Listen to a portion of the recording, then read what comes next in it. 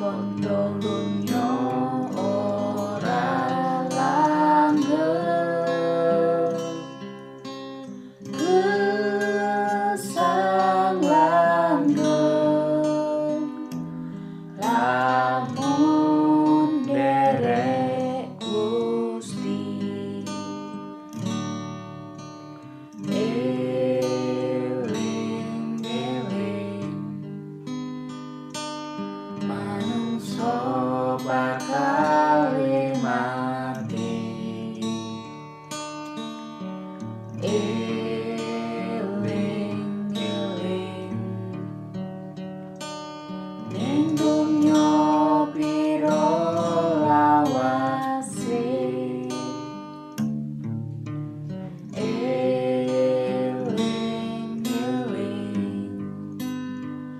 Bondo dunyo ora langgeng, gesang langgeng, lamun derek Gusti.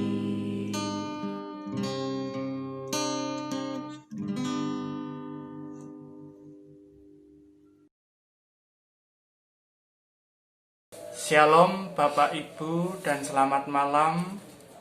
Kembali pada malam hari ini kita bertemu untuk mengikuti ibadah doa Philadelphia secara online dari tempat kita masing-masing.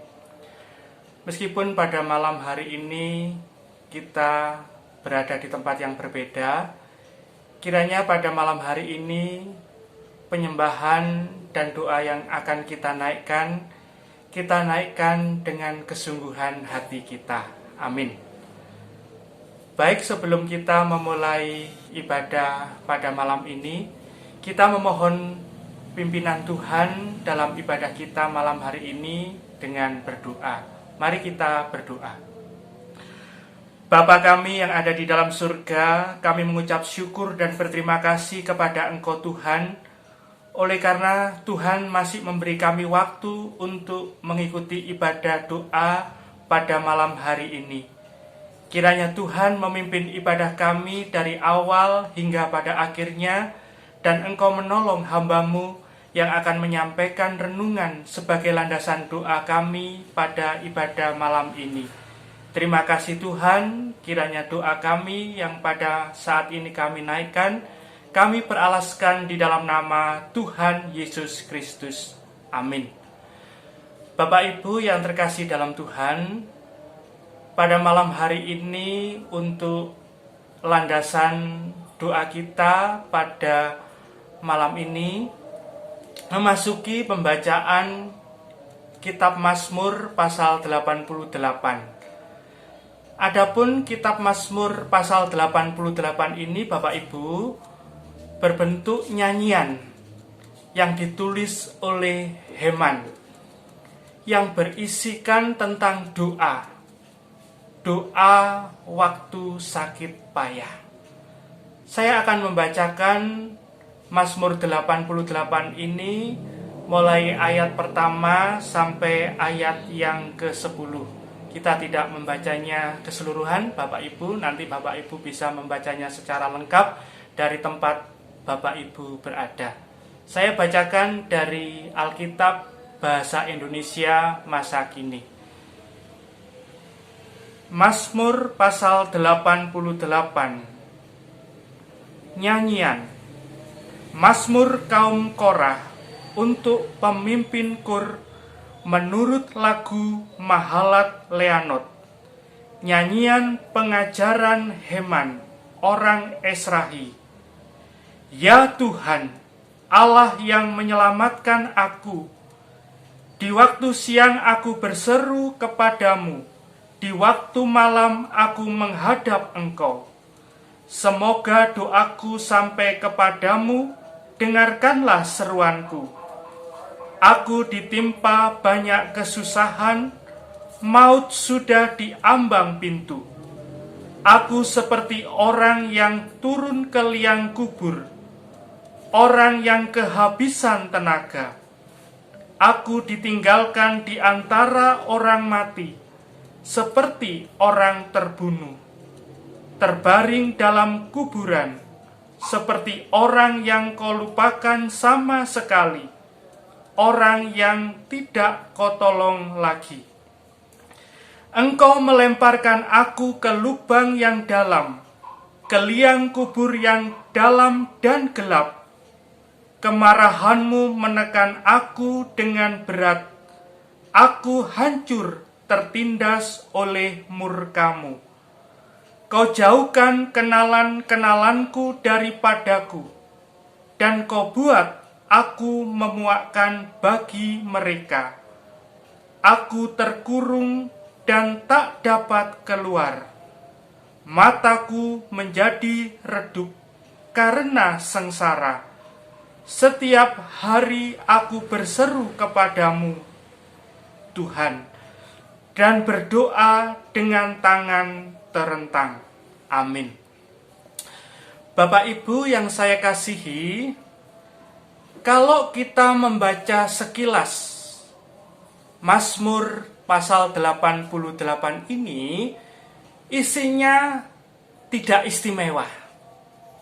Mengapa saya bisa mengatakan bahwa sepintas isi daripada Mazmur 88 ini tidak istimewa? Sebab ketika kita membaca tadi, dalam Mazmur 88 ini tidak menceritakan mujizat Allah. Waktu kita membaca, kita tidak menemukan tentang bagaimana Tuhan menolong umatnya. Dalam kitab Mazmur 88 ini tidak diceritakan tentang bagaimana Allah membela umatnya. Yang kita baca melulu atau didominasi oleh keluhan-keluhan pemazmur. Ya, sepintas tidak istimewa. Tetapi firman Tuhan bukanlah hal yang tanpa tujuan ketika tulisan ini dimuat dalam Alkitab, Bapak Ibu. Pasti ada sesuatu yang ingin Tuhan mau katakan. Tuhan ingin agar kita mengambil makna dari firman Tuhan yang ditulis oleh kitab Mazmur 88. Nah, untuk mengetahui makna apa yang bisa kita ambil dari Mazmur 88 ini, Bapak Ibu, mari kita perhatikan beberapa poin. Poin yang pertama, Bapak Ibu, bahwa di sini kita melihat bahwa keadaan pemazmur ini adalah orang yang sedang sakit keras.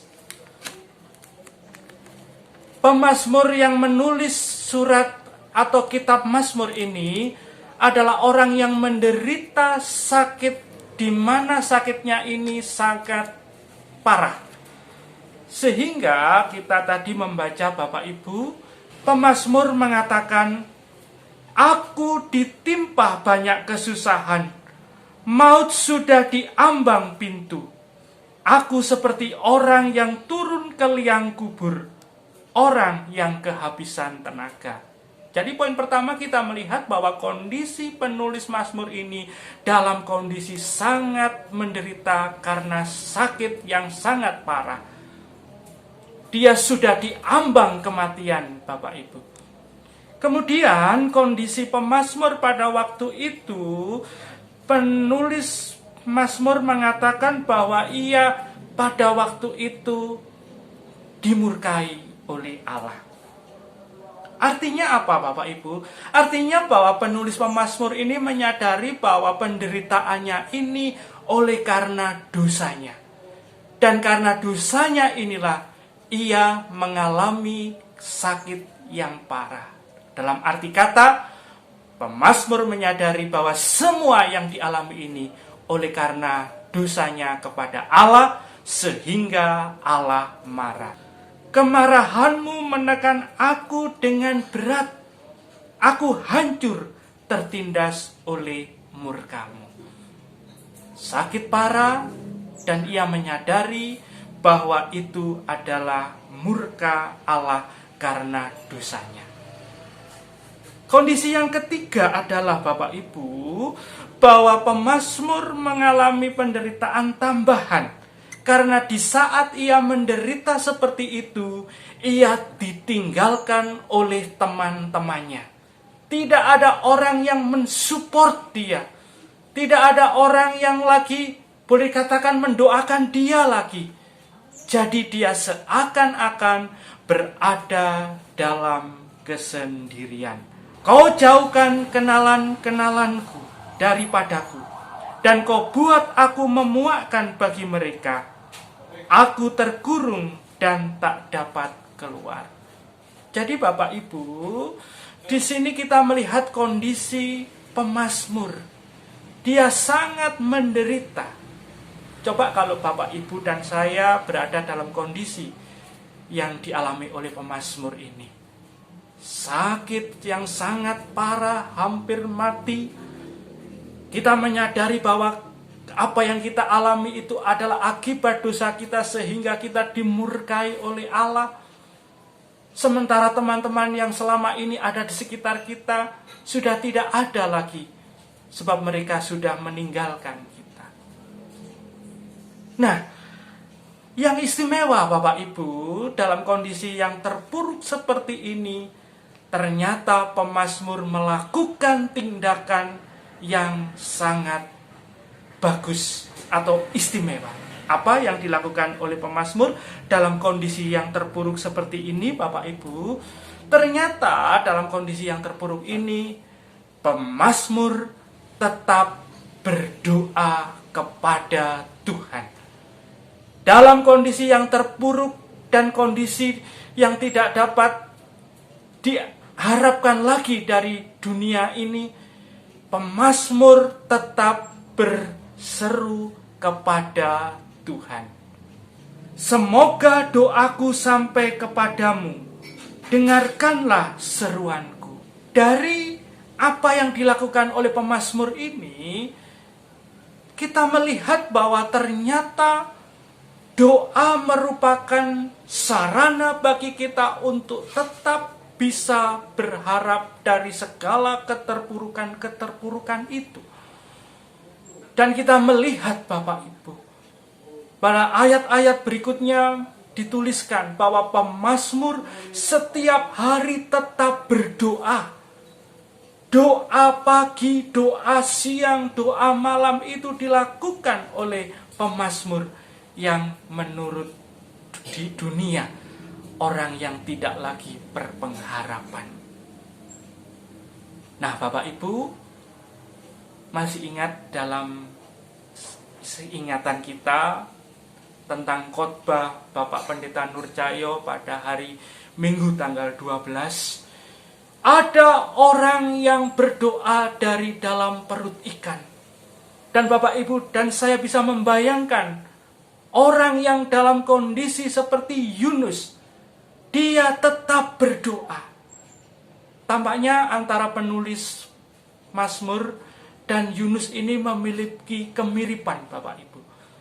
Yunus pun juga masuk dalam perut ikan oleh karena kesalahannya melanggar perintah Tuhan. Dan dari perut ikan, Yunus menyampaikan doa-doanya kepada Tuhan. Dan sama dalam doa-doa itu, Yunus maupun pemazmur mengakui hanya Tuhanlah sebagai penyelamat mereka. Dan kita melihat untuk Yunus, ketika ia menaikkan doa-doa kepada Allah, 3 hari 3 malam, akhirnya dia dibebaskan dari penderitaannya. Ketika ikan itu memuntahkan Yunus ke daratan. Nah, Bapak Ibu, bagaimanakah dengan kehidupan Bapak Ibu dan saya pada hari-hari ini? Beberapa orang mungkin bisa berdoa dan masih mengalami kegiatan-kegiatan ibadah rutin ketika hidup mereka hanya menghadapi masalah-masalah biasa.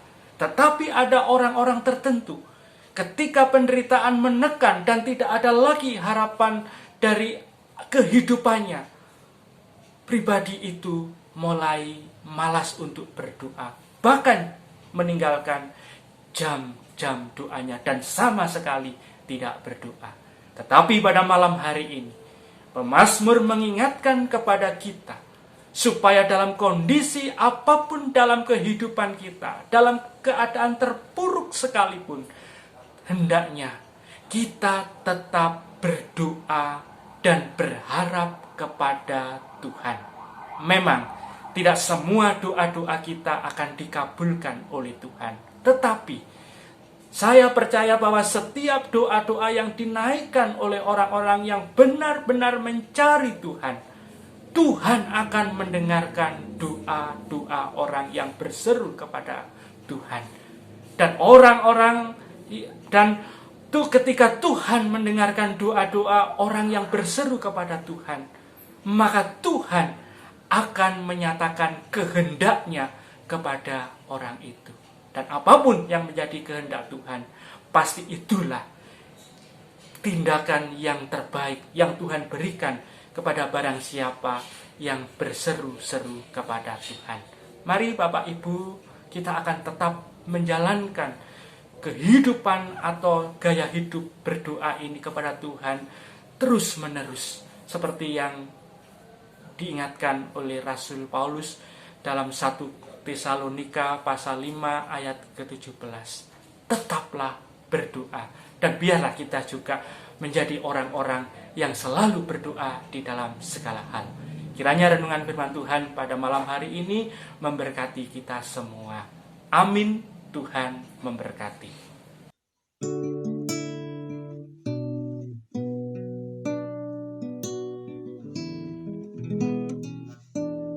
Shalom. Berikut adalah pokok doa syafaat yang bisa kita panjatkan pada malam hari ini. Dipersilahkan untuk mencatat atau men-screenshot tayangan ini.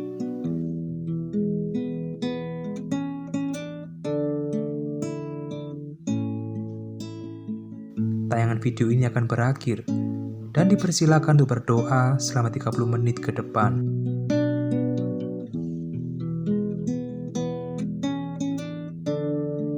Sampai bertemu pada ibadah doa Philadelphia mendatang. Selamat malam, Tuhan memberkati.